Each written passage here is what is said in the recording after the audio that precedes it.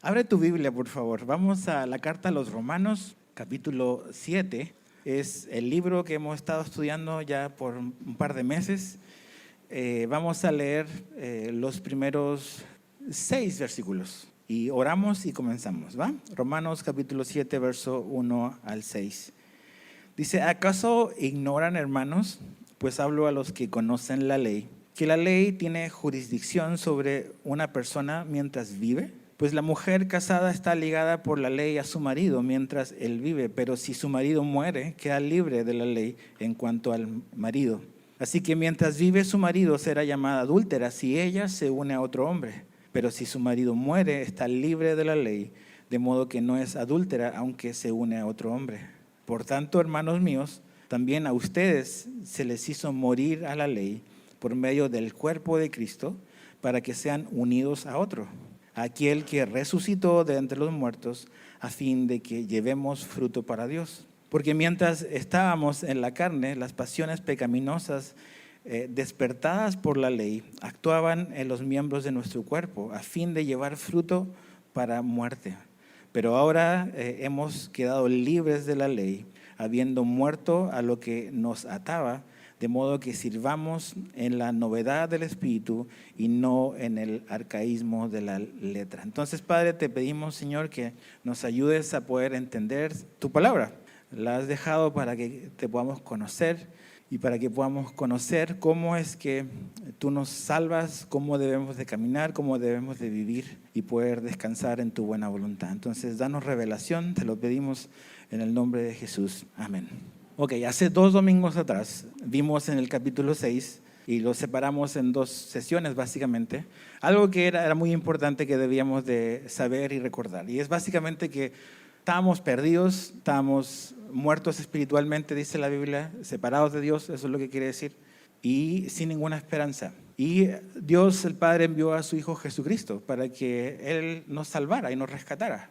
Una vez que pusimos nuestra fe en Jesucristo como nuestro Salvador y como nuestro Señor, y obtuvimos esa salvación mediante la fe, Pablo a partir del capítulo 6 nos viene y nos ha estado hablando de un aspecto de la vida cristiana que conocemos como la santificación.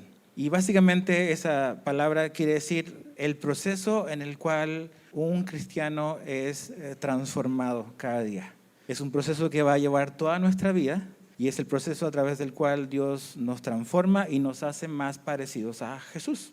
Y eso es parte de lo que Pablo ha estado hablando. Y lo primero que debíamos de entender, que desde el momento en que tú y yo pusimos nuestra fe en Jesús, no solamente nuestra relación con Dios cambió, sino que también nuestra relación con el pecado cambió.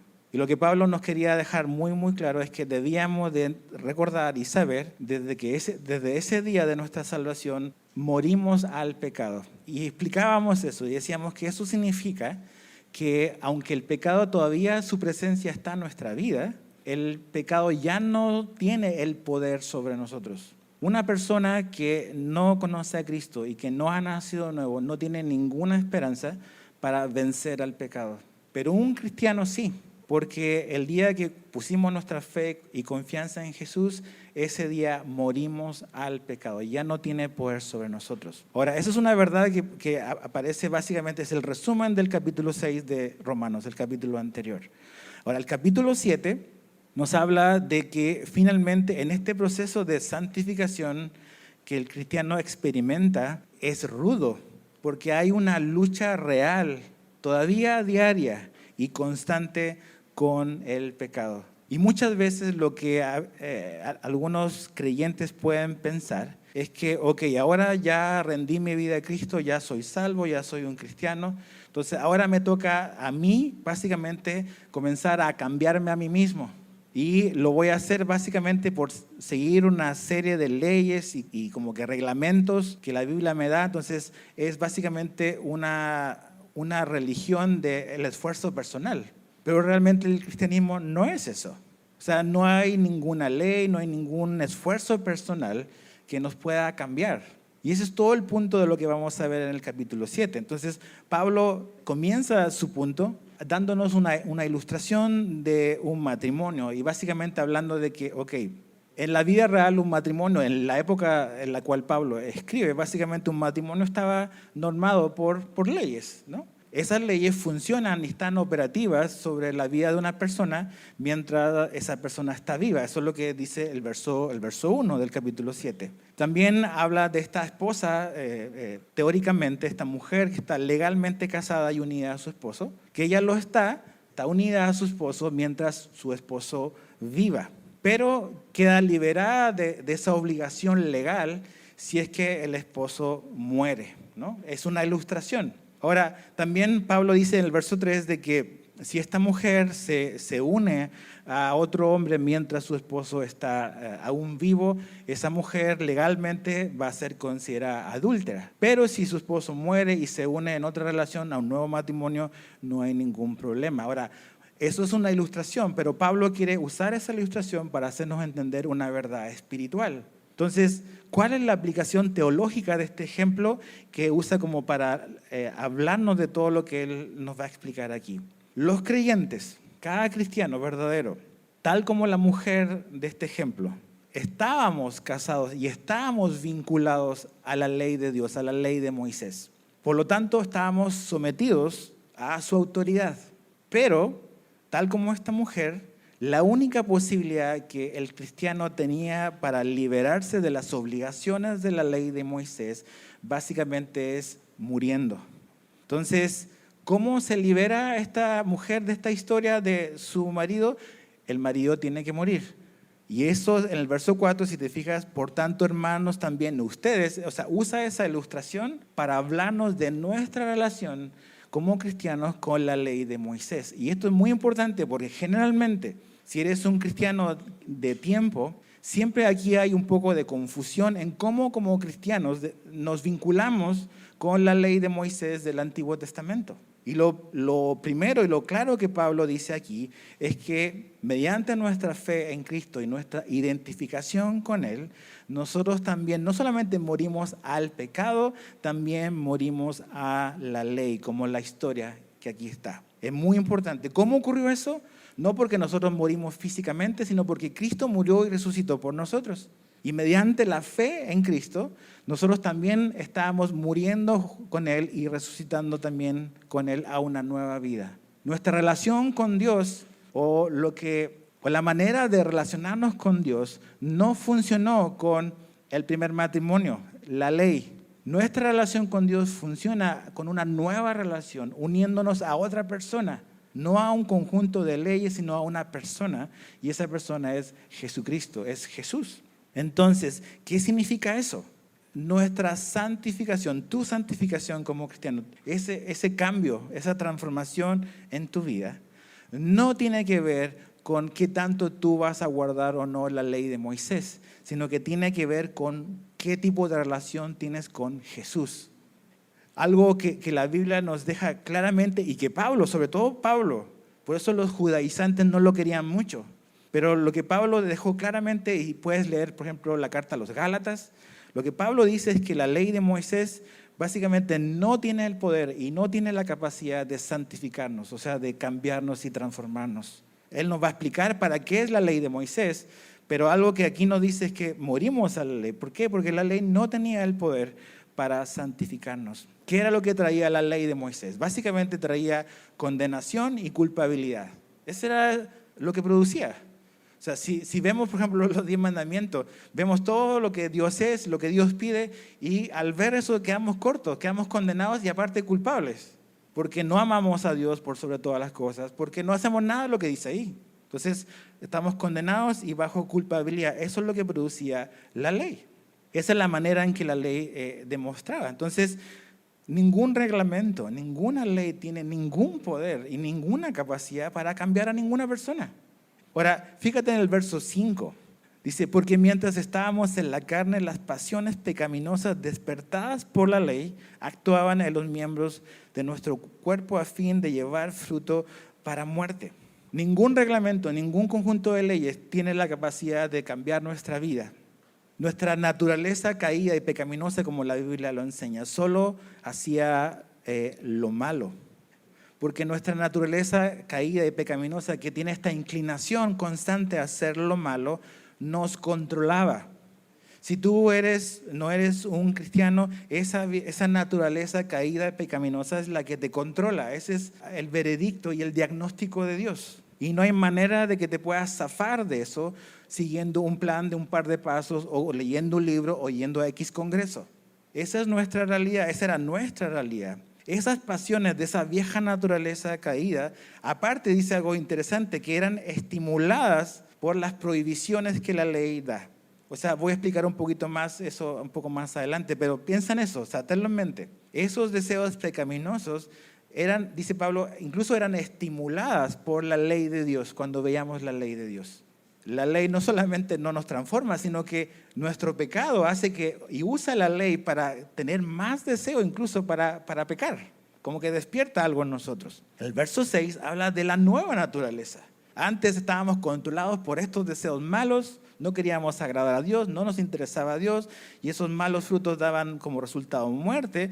Pero dice el verso 6, pero ahora hemos quedado libres de la ley, habiendo muerto a lo que nos ataba, de modo que sirvamos en la novedad del Espíritu y no en el arcaísmo de la letra. ¿Qué significa eso? Que la única esperanza que teníamos para que nuestra vida cambiara era si nacíamos o si nos uníamos en una nueva relación.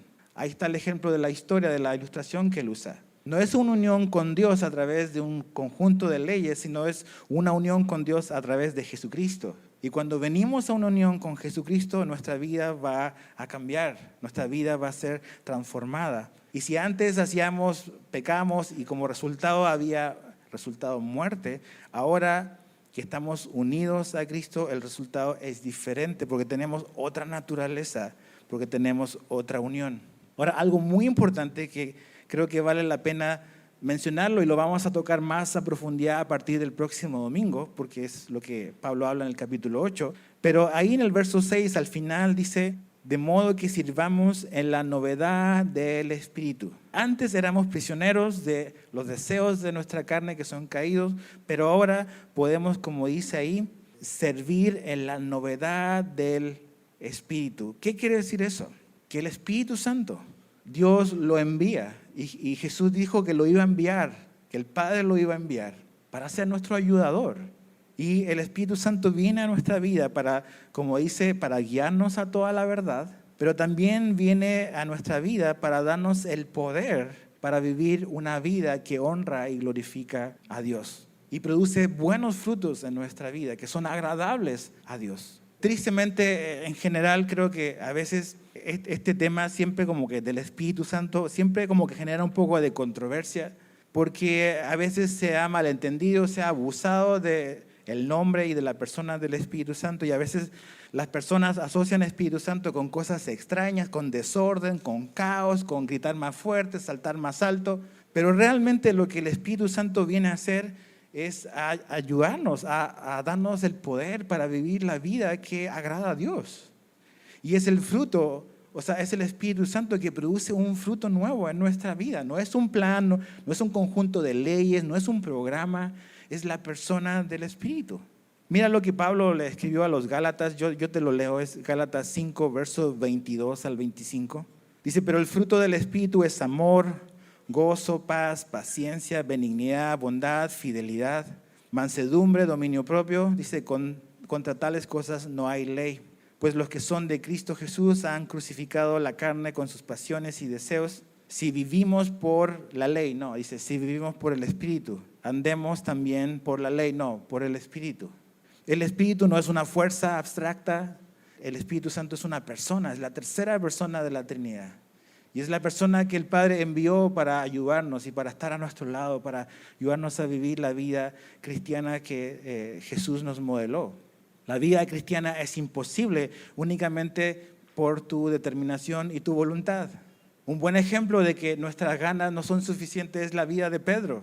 Pedro pensó y era muy sincero en creer de que él podía seguir a Jesús únicamente descansando en voy a echarle ganas.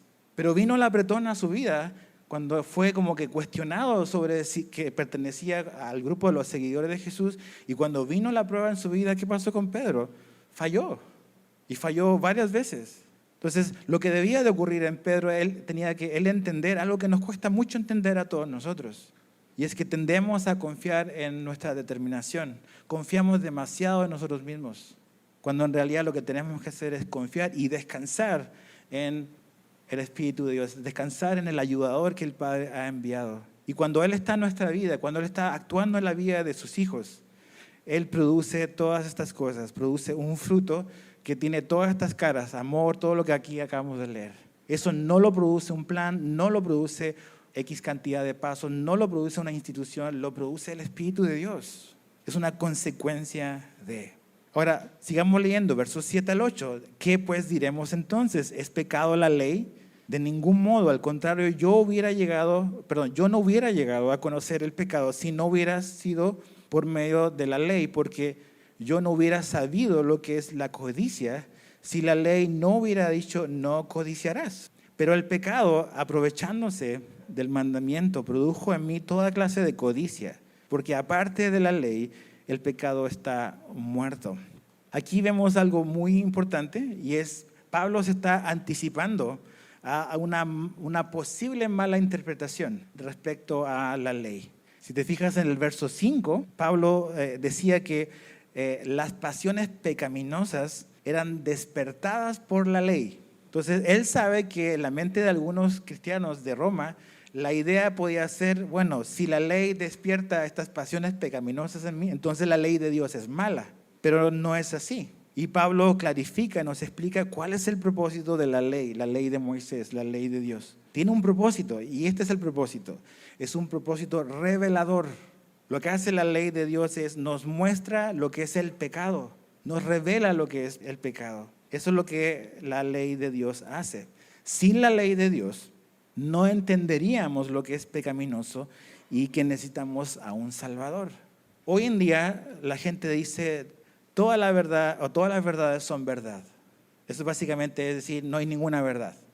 Entonces, tu opinión, mi opinión tiene el mismo peso, pero es sensato decir eso. Por eso tienes que venir el miércoles, ¿ok? Pero si tú quitas un punto de referencia, realmente lo que eso da lugar es que finalmente lo que tú pienses y lo que yo piense tiene el mismo valor. Entonces, yo puedo pensar que hacer este crimen no tiene nada de malo, pero el otro piensa diferente, pero es tu opinión, yo respeto tu opinión.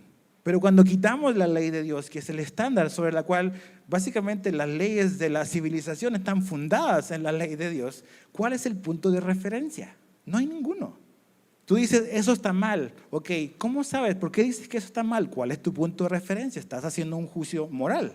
Entonces, el propósito de la ley es definir, es trazar una línea. Y como alguien decía, un teólogo decía, la mejor manera de demostrar una línea chueca es dibujar una línea recta al lado. Y la ley de Dios es eso, es una línea recta que expone que nuestros caminos son torcidos y son chuecos. Ese es el propósito de la ley. Pablo ya lo escribió y te lo voy a leer, es Romanos 3, verso 20. Dice, porque por las obras de la ley ningún ser humano será justificado delante de él. Y fíjate, pues por medio de la ley viene el conocimiento del pecado. Ese es el propósito de la ley, mostrarnos y revelarnos el pecado en nuestra vida. Ahora, Pablo va aún más allá y habla de como su testimonio personal. Y él dice que si él no hubiese conocido el 10º mandamiento, que está en Éxodo 20, él realmente no habría comprendido el deseo codicioso que él tenía. O sea, a lo mejor Pablo decía ingenuamente, ¿verdad? Cuando era fariseo, sí, el mandamiento 1, check, check, check, check, todo check. Pero llegó al último y, no, o sea, sí soy codicioso. Sí me gusta el carro de mi vecino, su casa, ¿no? Entonces, dice que, ¿cómo llegó a esa conclusión? ¿Quién se la mostró? La ley de Dios. Entonces la ley de Dios es buena porque cumplió su propósito, que era mostrarle el pecado que había ya en el corazón de Pablo. Y no solamente se lo mostró, sino que Pablo también dice que la ley como que lo estimuló aún más. Toda clase de codicia. Como que el pecado se aprovecha de lo bueno que es la ley de Dios para despertar en nosotros aún más deseos pecaminosos. Todas las prohibiciones generalmente hacen el efecto contrario. Si tú le dices a un niñito, por favor, no metas los dedos en el enchufe, el niño está diciendo, mete los dedos en el enchufe. Generalmente las prohibiciones despiertan esa reacción carnal en nosotros de ¿Y por qué no? A ver, ¿y qué tal si yo sí? Empezamos a darle vuelta. ¿Qué está ocurriendo ahí? Está demostrando que la Biblia es verdad, es real. Que la ley de Dios, la ley moral de Dios, cuando la oímos y se nos dice, no debes de hacer esto, el pecado en nosotros empieza a decir, no, sí, y voy a hacerlo más todavía. Así de engañoso es el pecado en nosotros. Pablo está diciendo que su conversión y su jornada a la fe y al entender que él también era culpable fue a través de la ley de Dios, a través de algo que es secreto, que es invisible, que es la codicia. Estos pecados que yo llamo como silenciosos. A lo mejor la ira es algo más visible, un adulterio, son cosas visibles, pero la codicia a veces es como que un pecado silencioso que tiene raíces muy profundas. Y fue ahí que Dios atrapó y confrontó a Pablo con su condición. Sigamos leyendo, versos 9 al 13. En un tiempo yo vivía sin ley, pero al venir el mandamiento, el pecado revivió y yo morí. Y este mandamiento que era para vida, recuerda eso, y este mandamiento que era para vida, a mí me resultó para muerte, porque el pecado, aprovechándose del mandamiento, me engañó y por medio de él me mató. Así que la ley es santa y el mandamiento es santo, justo y bueno. Entonces, ¿lo que es bueno vino a ser causa de muerte para mí? De ningún modo. Al contrario, fue el pecado, a fin de mostrarse que es pecado al producir mi muerte por medio de lo que es bueno, para que por medio del mandamiento el pecado llegue a ser en extremo pecaminoso. Tú dices, está difícil de entender, pero quiero explicarlo de una manera lo más sencilla posible. Dijimos que la ley de Dios trae revelación básicamente a nuestra vida. Y es lo que ocurrió con Pablo. Pablo, al ser expuesto a la ley y al llegar al último mandamiento, de los 10 mandamientos, realmente son 600 y tantos mandamientos. Pablo, cuando llegó a ese, se dio cuenta que él fallaba y que él era codicioso. Entonces, eso pasa con cada uno de nosotros. Cuando agarramos la Biblia y vemos todas estas cosas que no debemos de hacer y cuál es el estándar de Dios, lo que ocurre es, al comprender esos mandamientos, al comprender la ley de Dios, nuestra conciencia nos acusa de que la hemos violado, que no hemos cumplido lo que Dios demanda, que no hemos cumplido con su estándar. Y al entender eso, al entender que no solamente no hemos cumplido su estándar, sino que al ver estas prohibiciones, esto nos genera aún más interés de hacer lo malo, trae como resultado muerte. Y ¿sabes? Eso es lo que pasa. Eso es algo que debemos de entender. Y si una persona quiere venir a Jesucristo, ahí debe de partir. Es ¿por qué una persona va a considerar siquiera la posibilidad de Jesús como un Salvador si no reconoce su condición? A veces las personas ven a Jesús como un buen maestro, un buen hombre que existió, que es histórico, pero hasta ahí nada más. Pero realmente cuando nos enfrentamos con Jesús y cuando nos enfrentamos con la ley de Dios y que no hemos cumplido su estándar, tenemos que decir, ¿qué voy a hacer con mi pecado, con mi culpabilidad? ¿Qué voy a hacer con el desastre de mi vida? ¿Quién me va a ayudar ahí? Entonces, la ley cumple su propósito porque me muestra mi condición, muestra tu condición y nos deja sin excusa, como Pablo ya lo explicó, pero también nos muestra eso, que somos culpables y que estamos separados de Dios. Muertos espiritualmente quiere decir eso, es separación con Dios. Creo que como que meditar y reflexionar en esta verdad es tan importante, o sea, porque ¿qué impacto tiene en tu vida o en nuestra vida el darnos cuenta que estamos, si todavía no eres un creyente, o estuvimos un tiempo muertos espiritualmente o separados completamente de Dios? O sea, deja que eso como que cale profundo en tu corazón, es decir, hubo un momento en mi vida en que yo estaba así, lo que dice la Biblia, estaba muerto espiritualmente, estaba separado sin ninguna esperanza, ninguna manera de que yo pudiera hacer algo para acercarme a Dios. Él se tenía que haber acercado a mí. Eso debe producir en nosotros como creyentes una profunda gratitud a Dios por Jesucristo, por haber tomado la iniciativa de enviar a su Hijo. Pero también, si tú no eres un cristiano, este es el diagnóstico de Dios, del doctor. La única manera de buscar ayuda y de poder obtener la ayuda que Dios da, debes de primero aceptar su diagnóstico. Y el diagnóstico que la Biblia hace de todo ser humano es que está muerto espiritualmente, o sea, está separado de Dios. Entonces debemos de asimilar eso. En el verso 9 al 13 también Pablo habla de que el pecado como que usó a los mandamientos para engañarnos. O sea, algo tan bueno como la ley de Dios, incluso el pecado en nosotros usa algo bueno para engañarnos y llevarnos a hacer cosas que no debemos. Y pensaba en algo que creo que es muy fácil caer hoy en día respecto a lo que yo decía hace un rato de cómo vamos a tomar la ley de Dios, o sea, la ley de Moisés.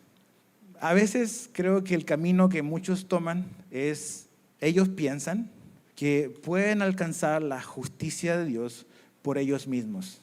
O sea que básicamente, ok, esto es lo que Dios dice, voy a esforzarme a ser muy, muy obediente porque ahora esto se trata de mí. ¿Qué consecuencias trae prácticamente o en la práctica pensar de esa manera? Primero, no es bíblico. Pero la consecuencia práctica es que eso te lleva a la frustración.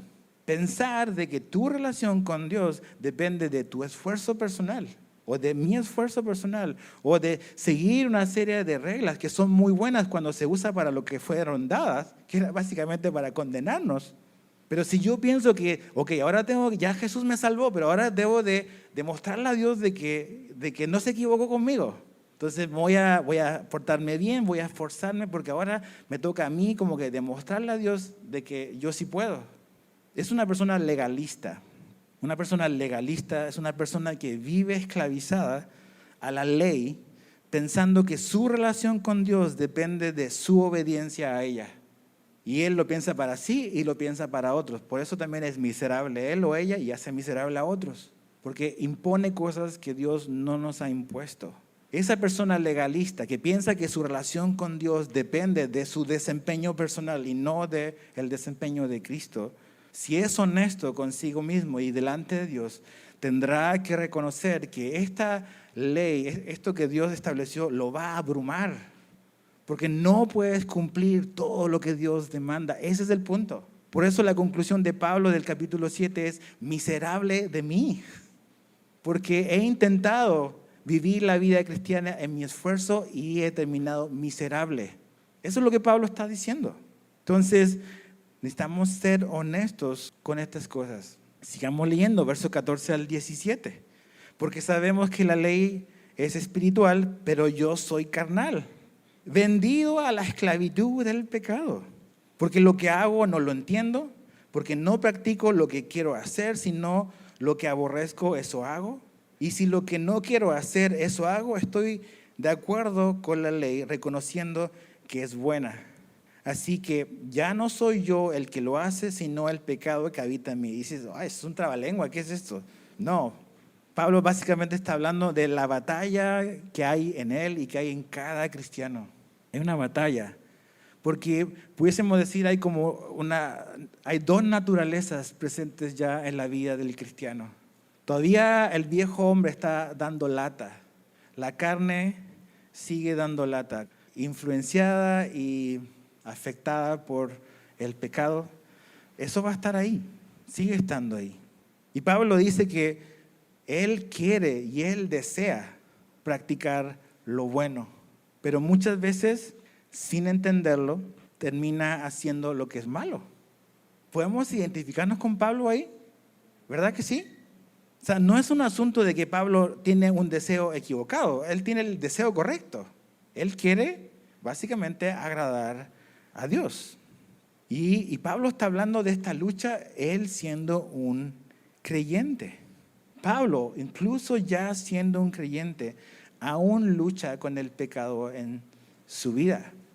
O sea, aquí Pablo está siendo totalmente como que honesto. Tampoco está con la actitud de, ay, pobre de mí. No es eso, pero está siendo muy sincero en la lucha que él tiene y que cada creyente tiene. Mira, acompáñame en tu Biblia, ve hacia tu derecha, a la carta a los Gálatas. Gálatas 5:16 dice, digo pues, anden por el Espíritu y no cumplirán el deseo de la carne.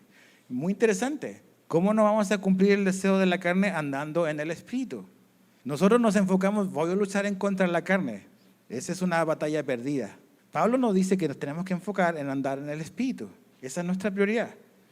Dice, porque el deseo de la carne es contra el espíritu y el del espíritu es contra la carne, pues estos se oponen el uno al otro, de manera que ustedes no pueden hacer lo que deseen.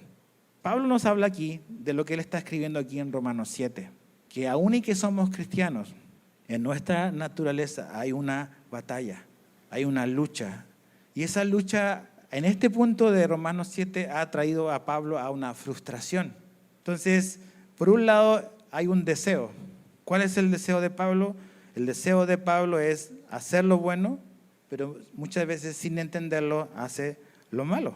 ¿Cuál es la frustración? Que él se da cuenta que la naturaleza humana en su vida es débil versus al poder del pecado. Y esto aquí quiero parar un poquito para hacer un comentario de esto. Esto es como que muy importante que lo entendamos. Todo plan humano, todo programa humano que le ofrece ayuda a otra persona para cambiar, comienza mal. Porque parte de la idea y de la base que como personas, tú y yo tenemos la capacidad de cambiar solo si nos proponemos cambiar. Pero aquí Pablo nos está diciendo una verdad que es clave para entender dónde buscar esperanza y dónde buscar ayuda. La naturaleza humana es demasiado débil en comparación al poder que tiene el pecado. Mi naturaleza humana no tiene la capacidad de hacerle frente al pecado. Por más que tú y yo nos propongamos, voy a cambiar a partir de hoy, no vas a poder sin la ayuda de Cristo. Y nada más como que tenemos que ver nuestro historial. ¿Cómo nos ha ido con nuestros intentos de cambiar y vivir una mejor vida? A lo mejor nos dura un día o un par de horas, una semana. ¿Por qué pensamos así? Que de verdad podemos cambiar sin la intervención de Dios. Si aquí la Biblia nos está diciendo que nuestra naturaleza humana es demasiado débil en comparación al poder que tiene el pecado. Entonces necesitamos reconocer eso. También juntamente con eso necesitamos reconocer de que no es posible cambiar solo con buenas intenciones y con buenas intenciones de seguir una ley. No, yo ahora sí le voy a demostrar a Dios que cambié, entonces se lo quiero demostrar y va a ver que voy a obedecer todos los días de mi vida. No. Entonces mi pregunta para ti y para mí es, ¿estás listo para enfrentar la realidad de que tus buenas intenciones son insuficientes para cambiar? Pablo tiene buenos deseos y es importante, ya nació de nuevo, pero no basta únicamente con buenos deseos, no basta únicamente con buenas intenciones. Necesitamos algo más poderoso que nuestras buenas intenciones. Ahora, algo que también es importante decir acá es la actitud que tiene Pablo respecto al pecado. Él no está diciendo, bueno, si el pecado todavía está presente en mi vida, ya, le voy a entrar con ganas, total, no hay nada que hacer. Pues no dice eso. Él dice que su actitud hacia el pecado es la de aborrecerlo. Él quiere hacer lo bueno.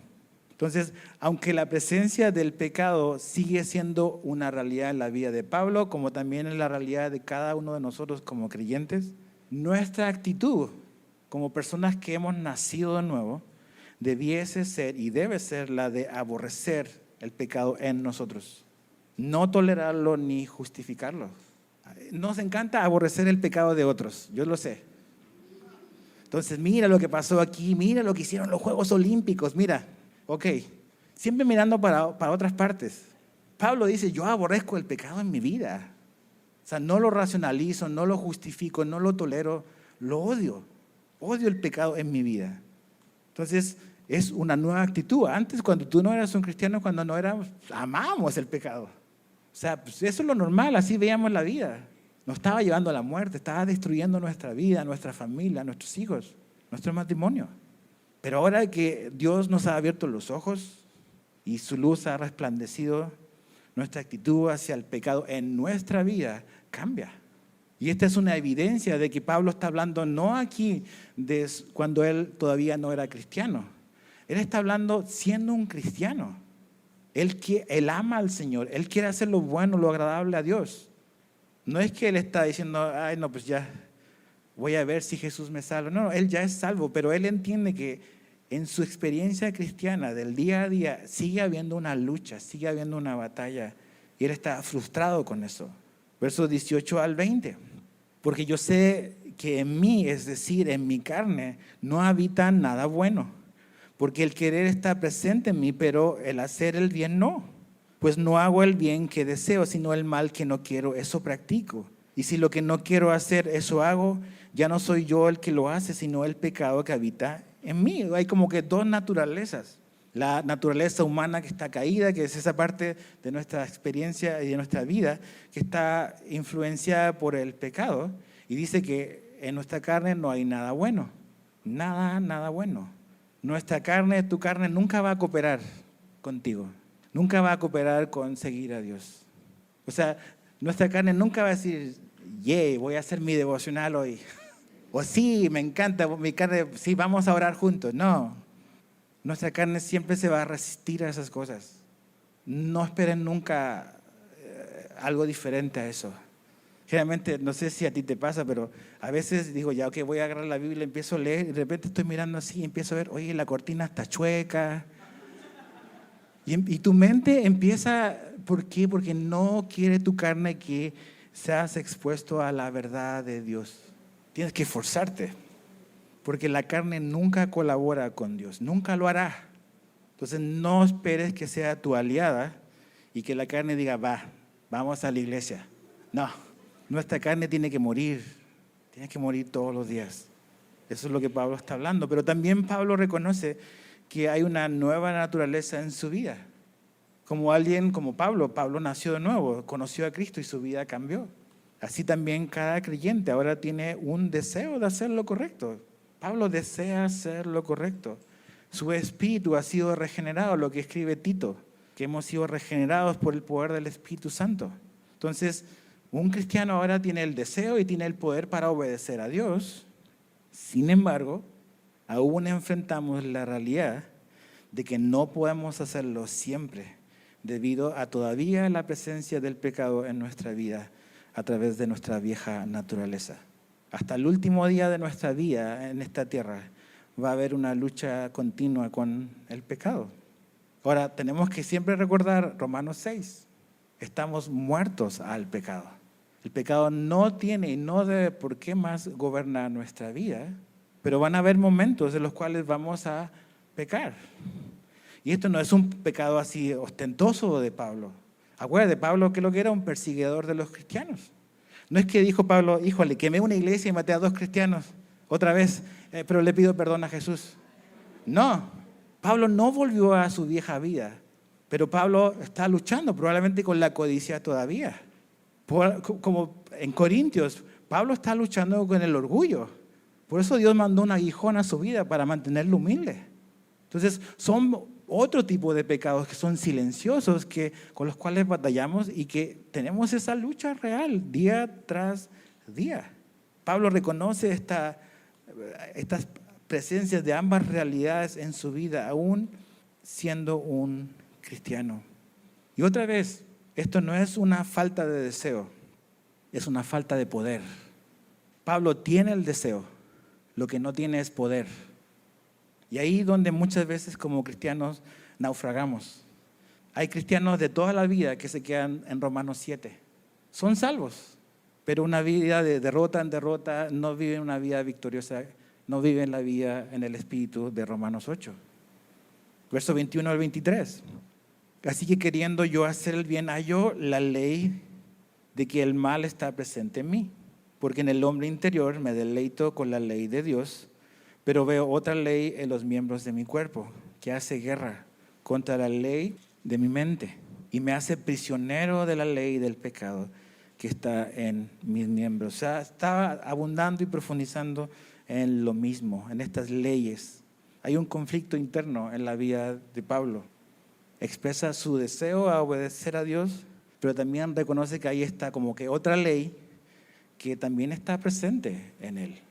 Esto es muy importante porque mis primeros años de regreso con Cristo, vivía o estaba a veces como muy atormentado porque básicamente era ignorancia la que tenía. Mi idea y mi percepción de la vida cristiana era que una vez que rendía mi vida a Cristo, no solamente el poder del pecado se iba a ir de mi vida, sino que la presencia del pecado también se iba a ir.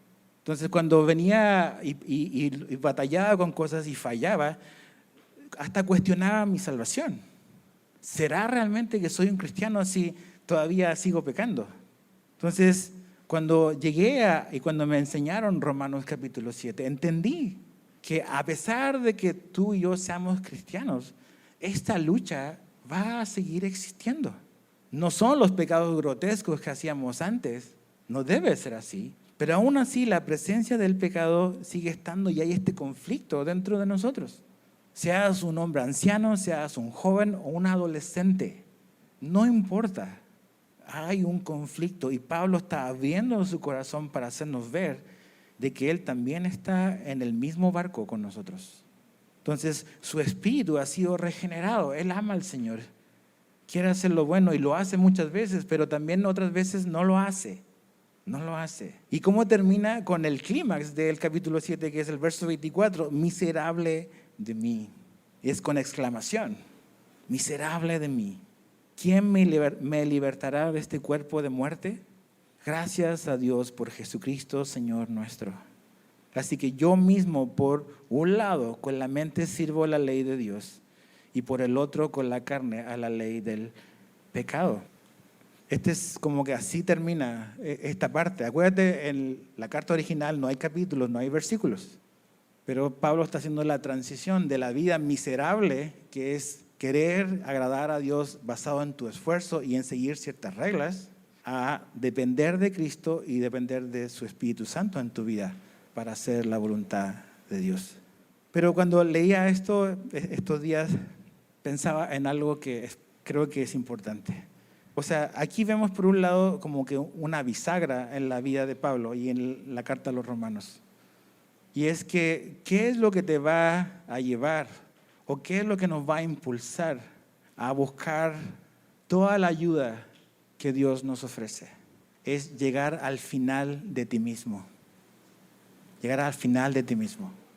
Si tú todavía no has llegado al final de ti mismo, no hay esperanza todavía para ti y para mí. Porque, ¿a qué me refiero? Voy a seguir confiando y pensando que si solo me esfuerzo un poquito más, si solo creo un poquito más, si solo hago esto un poquito más, mi vida va a cambiar. Pablo llega al punto y dice, soy un miserable y nomás no puedo, por más que quiero. ¿Quién me va a ayudar? Y es recién ahí, cuando llegas al final de ti, que hay luz y esperanza para cambiar. Por eso Jesús dijo que si queríamos seguirlo, ¿qué teníamos que hacer? Negarnos a nosotros mismos, morir. Una persona que no está dispuesta a dejar toda su vida atrás no puede venir a una nueva vida. No puede. Miserable de mí. Estás así hoy, a lo mejor, si no eres un cristiano. O sea, mi vida ha sido miserable. O sea, destruí mi matrimonio, he dañado a mis hijos, he tenido problemas en todos los trabajos a los que he ido. O sea, miserable de mí. ¿Quién me va a ayudar? Ok, estás en un buen lugar si estás ahí, pero no para quedarte ahí, sino para buscar la ayuda que Dios promete. Es necesario llegar al final de uno mismo. Este clamor de Pablo no solamente expresa su frustración de intentar agradar a Dios o querer vivir la vida cristiana en cumplir ciertas reglas, pero también es esperanzador porque nos apunta a donde realmente sí tenemos que poner nuestra atención, y es Jesucristo. Jesús es la única esperanza, porque Jesús es el único capacitado para vencer el poder del pecado. Por eso, no es un plan, no es un programa, no es una terapia, es una persona. Es la persona de Cristo, es el Hijo de Dios. Entonces, cuando nos damos cuenta de eso, de que con el pecado no puedo nada más administrarlo o brincarnos, necesito el poder de Dios, es cuando esperanza empieza a llegar a nuestra vida. Entonces, tienes que venir el próximo domingo, Romanos 8, pero léelo hoy, no tienes que esperar hasta el próximo domingo. Ahí está nuestra esperanza. Y Pablo empieza a apuntar hacia allá. Gracias a Dios por Jesucristo. A lo mejor toda tu vida has estado ahí. Yo estuve mucho tiempo ahí. Romanos 7. nada más sintiéndome miserable porque no doy el ancho y no lo doy. Necesitamos pasar a Romanos capítulo 8 y recibir toda la ayuda que Dios envió para darnos. Otra vez esta idea distorsionada y errónea de quién es el Espíritu Santo. En Hechos 1:8 Jesús le dijo a sus discípulos que cuando viniera el Espíritu Santo, una persona, sobre ellos iban a estar capacitados para ser testigos de Él en todo lugar. Y tú lees el libro de los Hechos y te das cuenta que los cristianos pasaron por tiempos difíciles de persecución, donde su integridad física corría peligro.